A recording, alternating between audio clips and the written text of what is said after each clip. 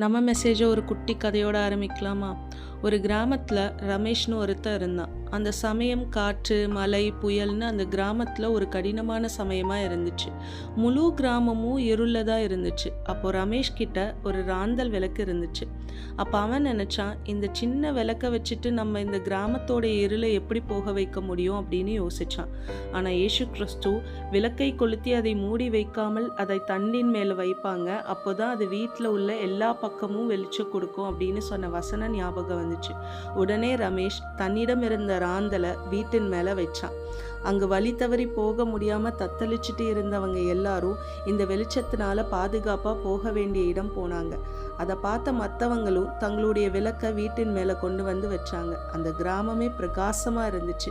ஒரு சின்ன விளக்கை வச்சு ஒரு கிராமத்துக்கே ஒளி கொடுக்க முடியும் அப்படின்னா, இயேசு கிறிஸ்து என்கிற ஜீவ ஒளியை, மகத்துவமான ஒளியை, நித்திய ஒளியை, மகிமையின் ஒளியை ஏற்றுக்கொண்ட நம்ம எவ்வளோ பிரகாசத்தை மற்றவங்களுக்கு கொடுக்க முடியும்?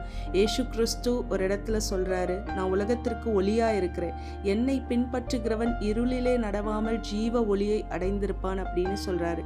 ஸோ நம்ம அவரை ஃபாலோ பண்ணுவோம். அதனால நம்ம இருள் மாறி ஜீவ ஒளியை உறுதியாய் பற்றி கொண்டிருப்போம். ஆமீன். Praise the Lord.